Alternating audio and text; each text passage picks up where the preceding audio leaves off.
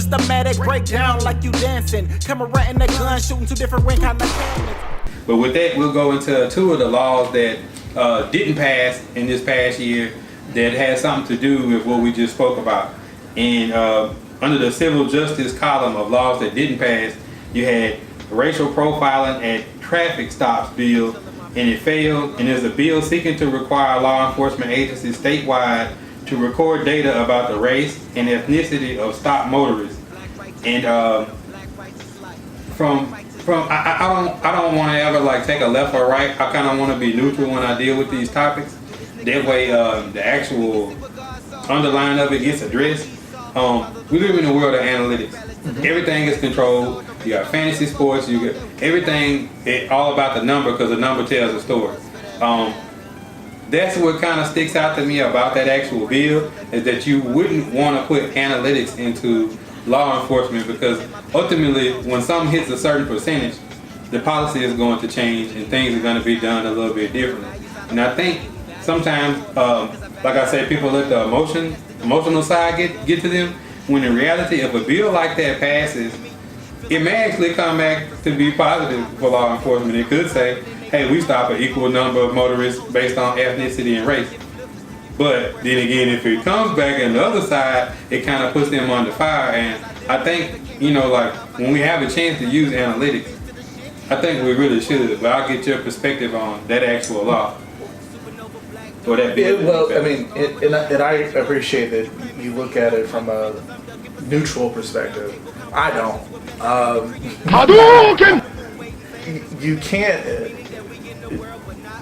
You can't on one hand say racial profiling isn't real or racial profiling isn't a problem, and at the same time deny the fact that the ability to even look at the issue and study it from a common sense perspective. Like, you just can't have it both ways. And I think that it's a deliberate attempt by those who know, probably have a better idea of what those numbers would actually look like, to hide the truth from people. Going back to what we were talking about in the Constitution, it's really about transparency. It's about how we go about doing things, how we govern ourselves, how we respond to criminal conduct or civil conduct, whatever.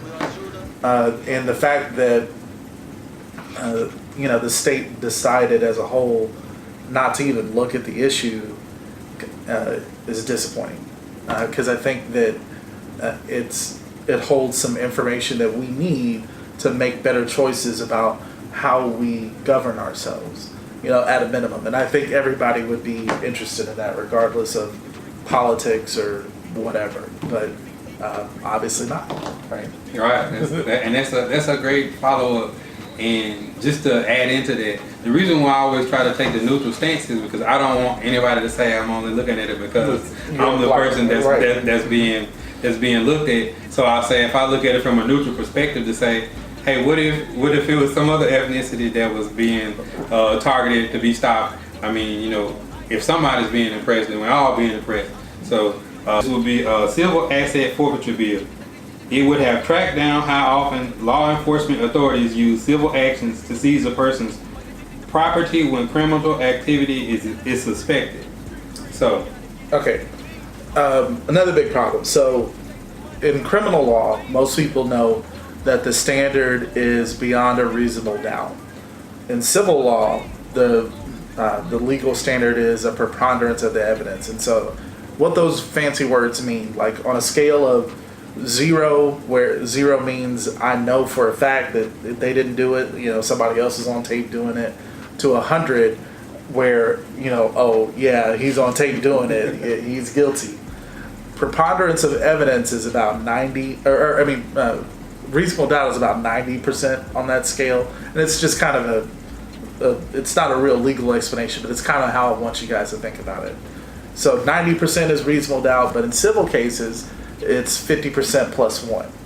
Okay? So what that means is it doesn't take as much to win a civil case as it does a criminal case.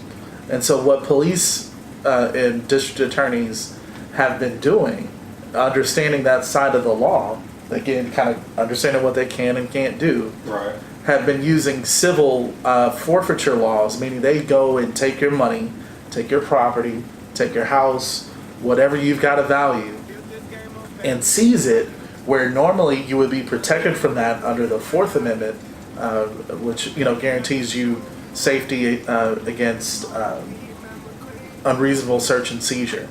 But they use the civil law that isn't as hard and isn't as demanding to go after you. Now, there are some cases where it was probably the right thing to do, like like tax evasion, stuff like that. That's how they caught some of the biggest criminals ever. So you're not paying taxes on all this money that you got, right?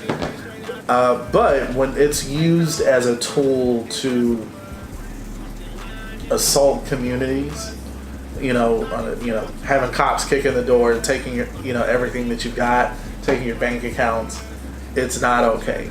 Especially when there's already a procedure in criminal law for them to do it. They just need to, be able to have the goods to prove it. And if they can do that in criminal court, then by all means. But, using the civil court to get around that, I think is unfortunate and probably misapplied the majority of the time. Yeah, I mean that's something that something that should definitely be looked into. And if you're not following or keeping up with these laws and bills are failed and passed, and you don't know what happens until maybe you're a person that's subject to any of these things, which would be racial profiling at a stop. You'd be, but hey, they passed a bill where if you probably voted on this bill or kept up with it or put pressure on the local office or politicians to actually vote for your best interest since you voted them in, then you put yourself in a position where like you're being reactive to the situation instead of proactive, where you're actually on the front end of this stuff. And maybe we voted and got this bill passed and seen the analytics, even if it's just for one term, to see what it actually means.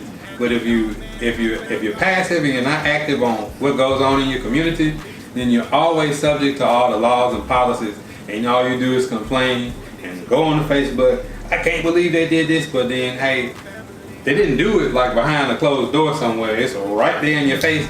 It's just a matter of you keeping up with it. And I think that's a good way to end the first little set of the series. I built this game on family, that money game we put in work, don't make me have to show you